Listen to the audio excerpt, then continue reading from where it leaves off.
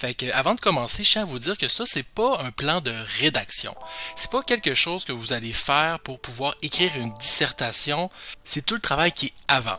Là, ici, c'est question de comprendre le poème. C'est une question d'analyser un poème, c'est autre chose. C'est ce qu'on fait avant d'écrire notre dissertation. Avant de commencer aussi, je tiens à vous dire qu'il n'y a pas de méthode universelle pour analyser un poème.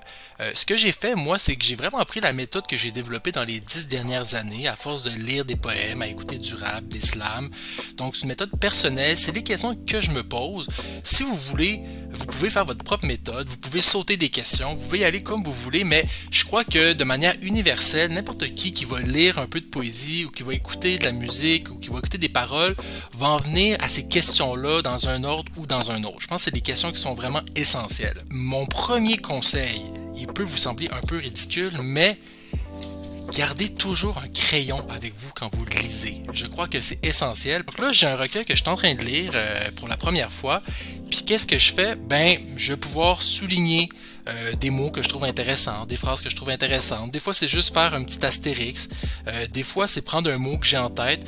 J'aime beaucoup noter les impressions ou les idées que j'ai en tête. Même s'il n'y a pas de lien direct, peut-être que ça peut servir. Donc, mon conseil, prenez en note.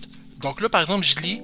Là, je vois, les titres sont vraiment longs. Je sais pas si vous pouvez voir, là, des fois, les titres sont plus longs que les poèmes. Fait que là, je vais à la fin de mon recueil, puis je dis, titres sont longs.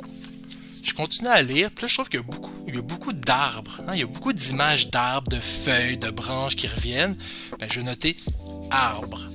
Je continue, puis chaque fois que j'ai quelque chose que je vois, qui revient ou que je remarque, ben, je peux l'écrire dans le poème ou des fois même à la fin, vous voyez, de mon recueil, où j'ai toutes mes notes. Puis à la fin, quand j'ai fini mon recueil, ben, je peux aller voir ces notes-là puis repenser un peu à ce que j'ai vu. Puis je veux dire, rappelez-vous, là, c'est un livre, c'est une œuvre d'art, oui, on est d'accord là-dessus, mais c'est pas sacré, d'accord? Vous avez le droit de plier. Regardez, j'ai plié une feuille. Vous avez le droit d'écrire. Vous avez le droit, c'est à vous. C'est un objet, il vous appartient. Utilisez-le. This is blasphemy. This is madness. This is Poésie.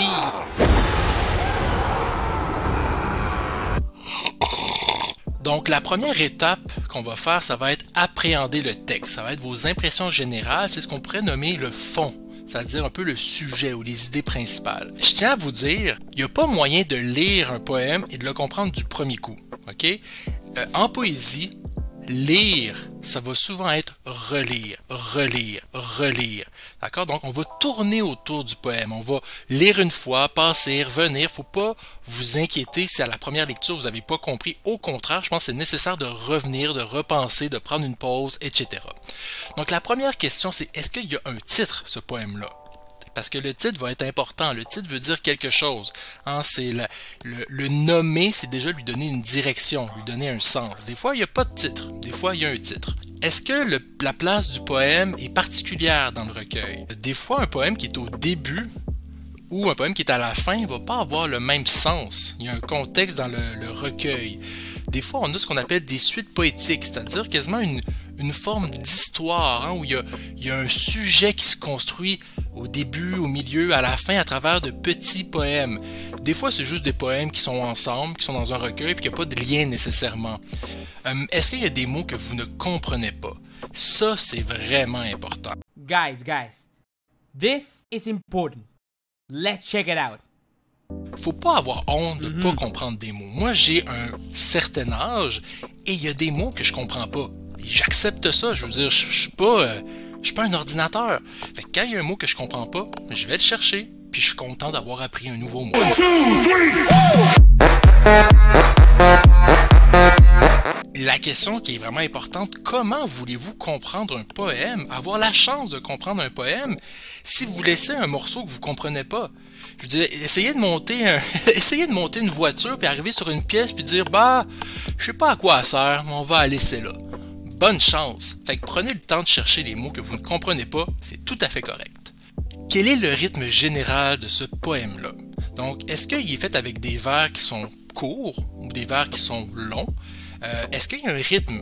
Est-ce qu'il y a un rythme saccadé? Hein? Des fois, c'est toc, toc, toc, toc, toc, des très petits vers qui suivent. Ou ou c'est des vers qui sont plus longs, où il y a un rythme qui est plus calme, qui est plus posé. Est-ce que quand on le lit, ben vous avez l'impression que ça coule, hein, que c'est naturel, ou au contraire c'est saccadé, essoufflé, hein? C'est une phrase qui finit jamais puis vous manquez d'air à la fin? Est-ce qu'il y a des rimes qui sont simples, quasiment naïves, trop faciles, ou des rimes qui sont complexes? Comment c'est fait? Le conseil que je peux vous donner, lisez à haute voix. Okay? Là, plus personne prend le métro. Fait que vous n'aurez pas honte de chuchoter dans le métro avec votre recueil. Vous êtes à la maison, pas obligé de le déclamer puis dire « Oh, comme la neige a neigé, comme... » Non. Ah, comme la neige a neigé? Vous pouvez juste prendre votre recueil puis « que la neige a neigé. » Je vous jure, vous allez entendre des choses différentes. C'est fait, la poésie est faite pour être lue.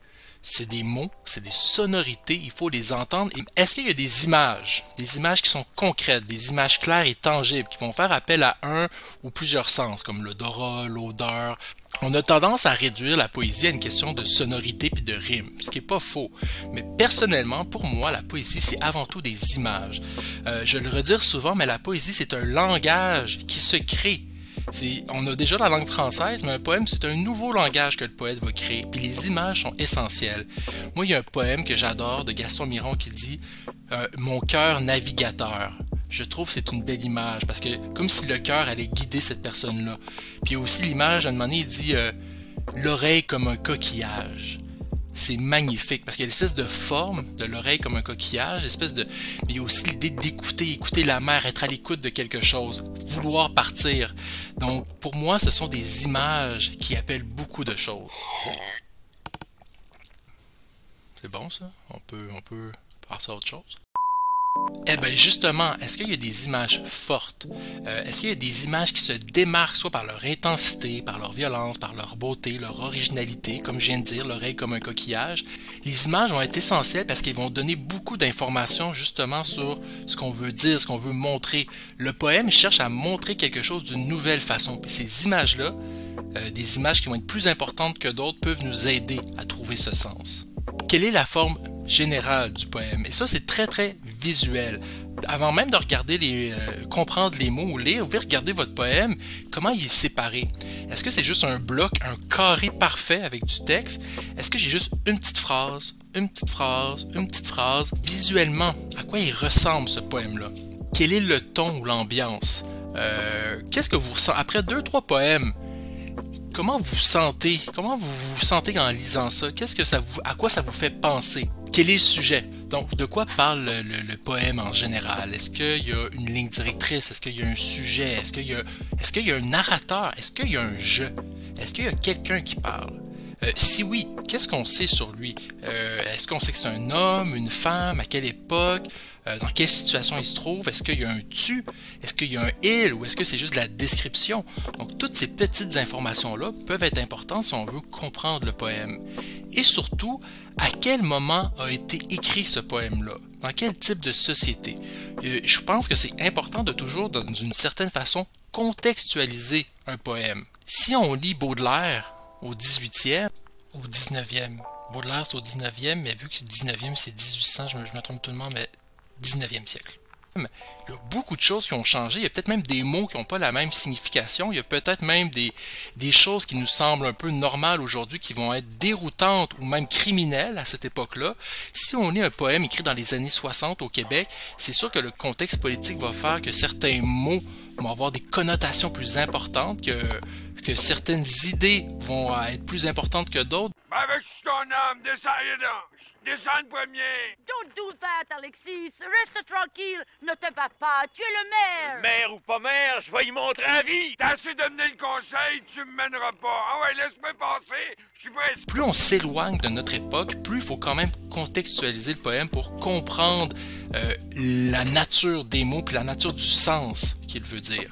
Si jamais vous avez aimé la vidéo, il y a la partie 2 qui est disponible, encore plus intéressante, et n'hésitez pas à aimer, liker, partager et surtout vous abonner à la chaîne. Merci!